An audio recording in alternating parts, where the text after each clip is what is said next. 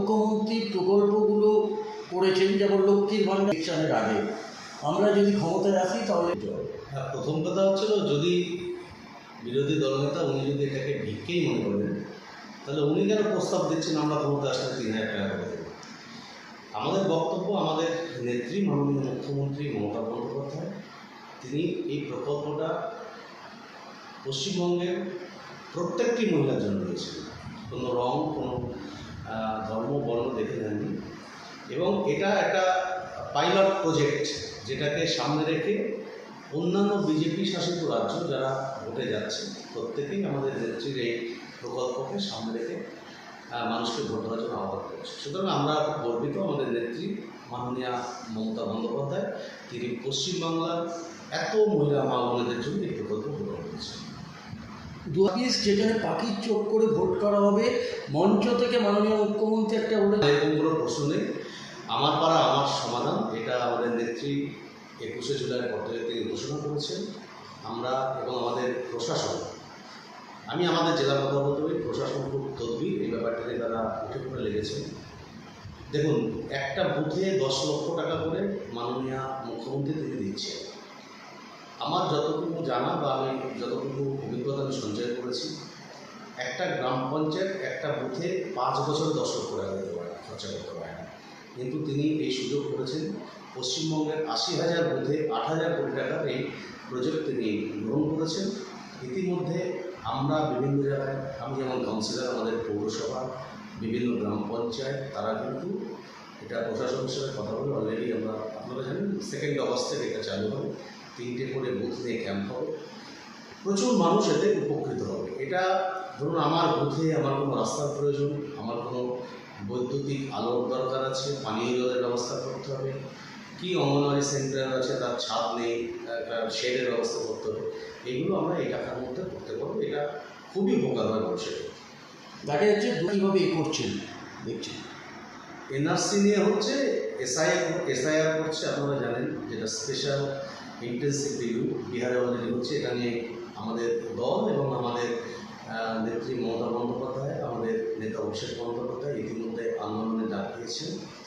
সবচাইতে বড় কথা, আমরা প্রথম থেকে বলে আসছি, একমাত্র দল তৃণমূল কংগ্রেস এবং আমাদের নেত্রী মমতা বন্দ্যোপাধ্যায় প্রথম থেকে আমরা বলে আসছি, যারা আমাদের দেশে বসবাস করেন, যাদের ভোটার কার্ড, যাদের রেশন কার্ড, যাদের আধার কার্ড আছে, তারা সকলেই আমাদের দেশের নাগরিক।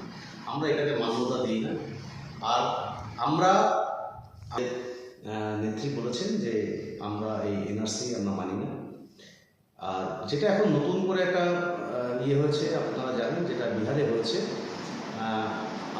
এসআইআর, সেটা নিয়ে প্রোটেস্ট আমাদের সাংসদরা পার্লামেন্টে করছে এবং আমাদের দল তৃণমূল কংগ্রেস রাস্তায় নেমে আন্দোলন নিয়েছে।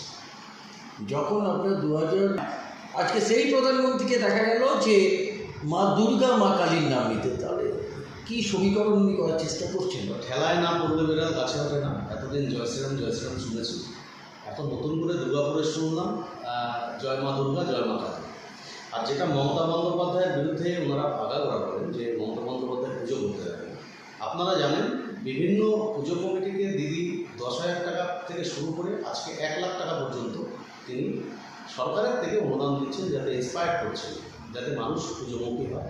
এবং আমরা এই দুর্গা পুজোকে কার্নিভালের রূপ দিয়েছি মাননীয় মুখ্যমন্ত্রী মমতা বন্দ্যোপাধ্যায়ের নেতৃত্বে, এবং বিশ্ববন্দিত হয়েছে। আপনারা সকলেই জানেন, ওনারা এগুলো ভোটের রাজনীতি করছেন, কিন্তু আমরা যারা বাংলায় বসবাস করি, আমরা জানি আমাদের নেত্রী এবং আমরা যারা এখানে থাকি, আমরা প্রত্যেকটা ধর্মের মানুষ, তাদের হিন্দুদের পুজো বলুন, মুসলিমদের অনুষ্ঠান বলুন, মহরম বলুন, ঈদ বলুন, খ্রিস্টানদের 25শে ডিসেম্বর বলুন, আমরা সব কিছু একসাথে পালন করি। সুতরাং ওনার মুখ থেকে আমরা ধর্মের কাহিনী শুনব। ভোটের পর জয় বাংলা বলাতে, দেখুন, অভিষেক বন্দ্যোপাধ্যায় এমন একজন নেতা, সর্বভারতীয় সাধারণ সম্পাদক আমাদের দলের এবং সাংসদ। উনি বিগত দিনে যা যা বলেছেন প্রত্যেকটা অক্ষর অক্ষরে মিলেছে। 2021-এর বিধানসভা নির্বাচনের আগে বলেছিলেন যে বাম কংগ্রেস শূন্য হবে, শূন্য হয়েছে। তিনি বলেছিলেন এবার লোকসভা নির্বাচনে তিনি যেভাবে বলেছিলেন 1-2 সিট এদিন দিতে হয়েছে, উনি যা বলেছিলেন তাই হয়েছে। সুতরাং তিনি যখন বলেছেন, আমরা জানি তার জেদ এবং তার মানুষের পাশে থেকে কাজ করার যে চাহিদা, সুতরাং তিনি কোনো কিছু না বুঝে, কোনো অঙ্ক না বুঝে তিনি এই বক্তব্য বলেননি।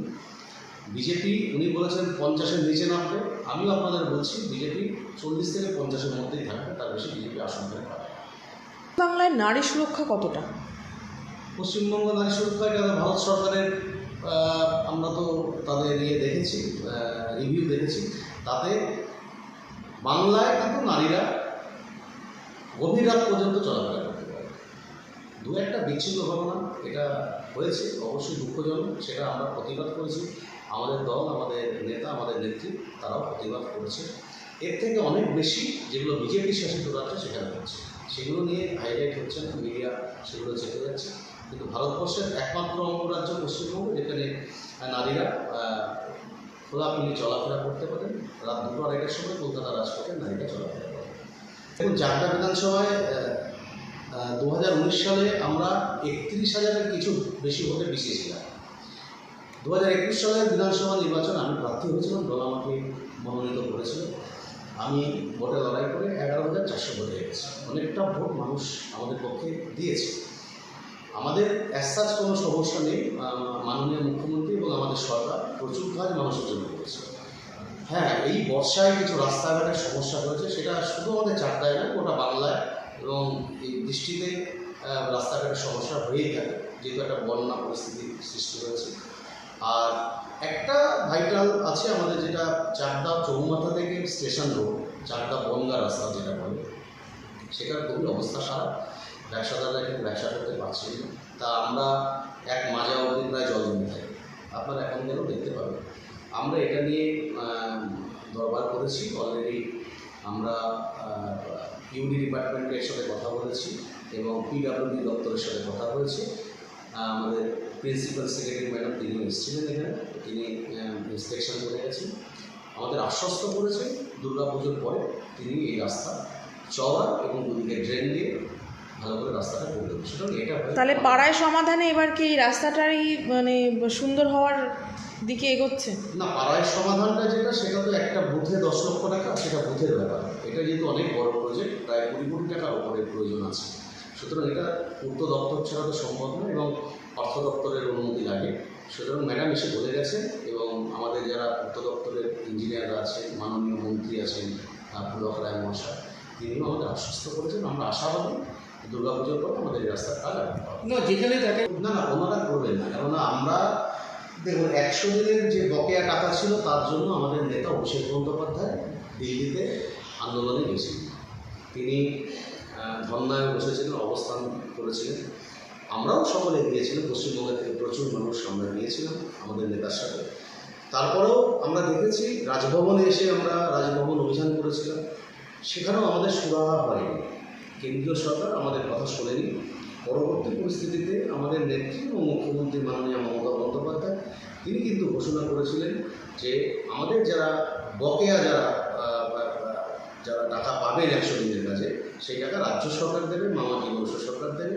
তার কথা মতন তিনি কাজ করেছেন এবং তিনি প্রত্যেকটা গ্রাম পঞ্চায়েত ধরে ধরে লিস্ট করে, আমরা জানি আমাদের এলাকার পর সবাই তাদের টাকা রাজ্য সরকার পেমেন্ট অলরেডি করে দিয়েছে। সুতরাং আমরা বিশ্বাসী আমাদের নেত্রী যা বলেন সেভাবে কাজ হবে।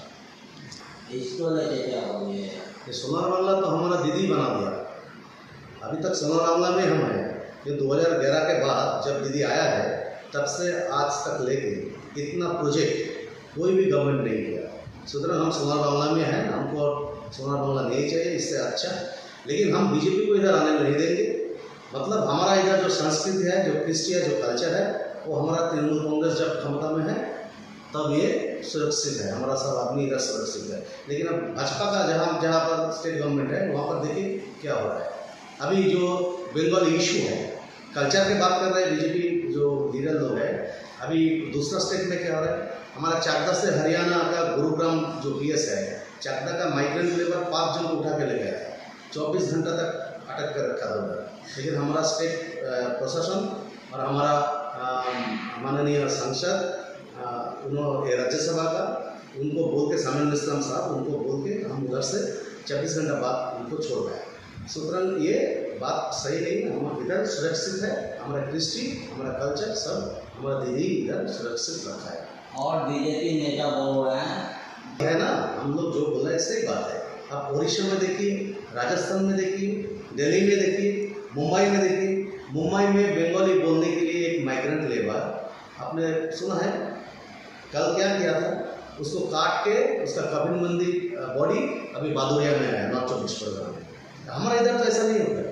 हमारे इधर बंगाल में भी गुजरात से आदमी रहता है, राजस्थान से रहता है, सब प्रदेश का आदमी रहता है, लेकिन हम लोग सब भाई बहन मिल के सब एक साथ रहते हैं। लेकिन जो बंगाली बोलते हैं, तो बंगाली को दूसरा स्टेट में जहाँ पर बीजेपी का गवर्नमेंट है उधर उसका टॉर्चर कर रहा है, उसके खिलाफ हम बोल रहा है।